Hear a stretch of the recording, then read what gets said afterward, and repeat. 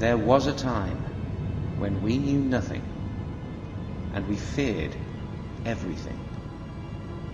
A modern mind finds it impossible to imagine the world through the eyes of a prehistoric human.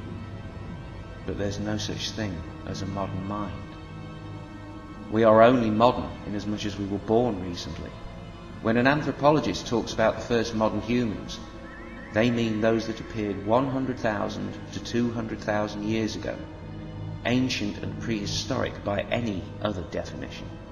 Those humans, the first, were identical to us. They were us. Your brain is the brain of a prehistoric human. You're the same animal with the same instincts. You just know more. Who didn't have a monster under their bed when they were a kid? Who hasn't had the hairs on their neck stand up because of a spooky shadow? Where does that spooky feeling come from? When my hairs stand on end and when a cat's hairs stand on end, are we both feeling the same thing? 100,000 years ago, without the benefit of a modern education, you and I would be scratching the dirt, very mindful of the hours of daylight left, because the night was even more dangerous, by far, than the day. That was when the beasts came, silent, like ghosts. You never knew they were there. Every now and then someone, usually a child, would sleep too far from the campfire and disappear, screaming into the long grass, their agony and despair fading into the night. Every now and then someone died from a fever, again, screaming. You think you wouldn't have been afraid. You think that they were the dumb humans and you are the new, improved version. Nope. Same model, same flaws. Fear isn't always a bad thing. Fear has probably saved your life several times already. An instinctive fear of the dark was probably essential to our ancestors' survival. When they were forced down from the safety of the trees in Africa, it happened too fast for them to adapt. Our tree-dwelling pre-Australopithecine ancestors were effectively dumped on the ground at a severe physical disadvantage. What animal can't outrun us? What use is a hand against a claw?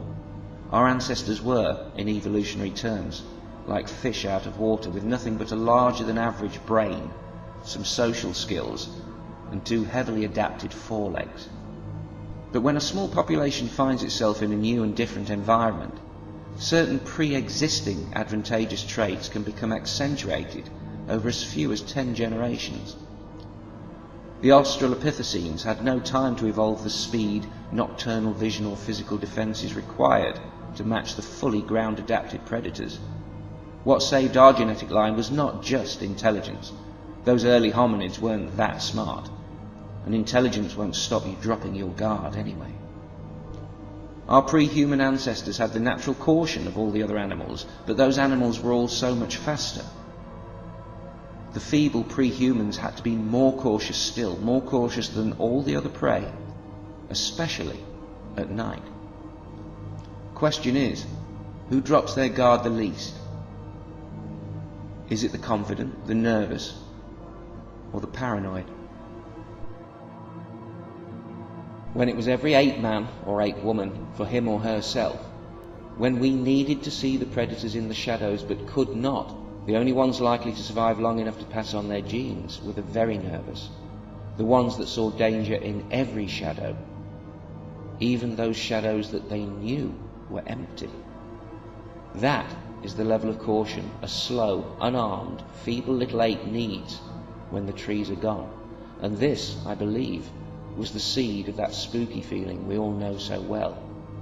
When you never know that the beast is there, you have to feel that it always is. In a population of the slow and feeble, only the paranoid survive to breed. And then the paranoid children of the paranoid parents breed. And in 10 generations we're all checking shadows obsessively, carrying lucky charms and staring nervously at the shadow that we can't quite reach, same as we do every night. We've evolved paranoid. We humans must be the most frightened animal on the planet, It's no surprise that less imaginative animals look around with better eyes and see what danger there really is. While, by the time we humans came along, we'd evolved to see as many dangers as we could imagine with our inferior eyes shut. It's one thing to have a monster under your bed. It's another to have parents that think that they can see it too. Everybody was afraid, and the sky was full of gods. But which of the gods needed to be appeased? How could people escape this suffocating fear? Which god would offer the best protection? Is there something after death? Which god is in charge of that? Which is the most powerful god? What do the gods want? Why are they so cruel? What did we do to deserve to be eaten alive, poisoned, starved, crushed, broken, burned, frozen, infected, suffocated, drowned, choked, impaled? Humans have always looked to the sky for the answers. Perhaps that's down to our intelligence. There must have been a sense that the motions and slowly shifting patterns in the sky all meant something. They had to mean something. But no matter what god the people prayed to, whatever rituals they observed, no matter how diligently, adults and children just kept dying like before. There was no reason to it, no end to it, no logical pattern that we could see. The cruelty of the gods was so obviously beyond human understanding. And that's how things stayed, pretty much, for 100 to 200,000 years.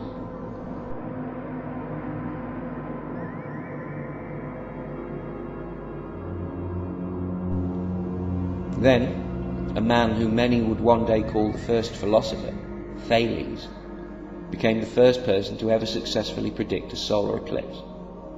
That eclipse happened, we think, on May the 28th, 585 BCE. We don't know if Thales got the time or the date or even the month right. We don't know how he did it. But there isn't much argument that he did do it.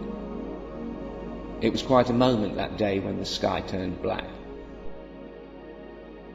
An ordinary man had predicted what no priest, oracle, prophet or mystic, or God, had ever foretold.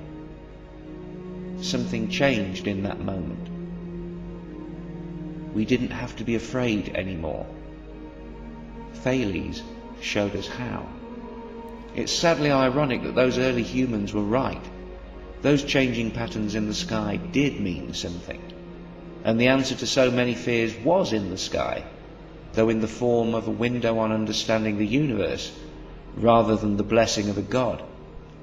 Learning about the world, understanding it, can free us from our deepest instinctive fears. This is a miracle you can believe in. Knowledge can transform us. That which once terrified us can become a thing of the greatest beauty simply by understanding it. How it came to be, what it is not, and why it cannot harm you. Thales may only have given us an approximate date for his eclipse, but 2,500 years later we've learned to predict them down to the second, and in the process we've learned about the galaxies and the quarks and everything in between. And on all scales, at all times and places, we see the same rules in operation, nothing more, nothing less. If we can reproduce the conditions, we can reproduce any phenomenon. And each time we learn something new, life becomes ever more naturally explicable without the need of a supernatural agent at any point. Without an all-powerful God in the way, the ugliness and the cruelty of life become, if not more forgivable, then at least understandable. This is as fair as the universe could be. Tragedies are the infinitely regrettable but inevitable byproducts of life simply being possible in the first place. The causes of all tragedies are the causes of life itself. The gravity that kills is the same gravity that makes stars shine, planets form, and keeps all the other kids safely on the ground. The universe doesn't hate us, it doesn't toy with us or mock us, torture us or punish us. We are not born into any shame.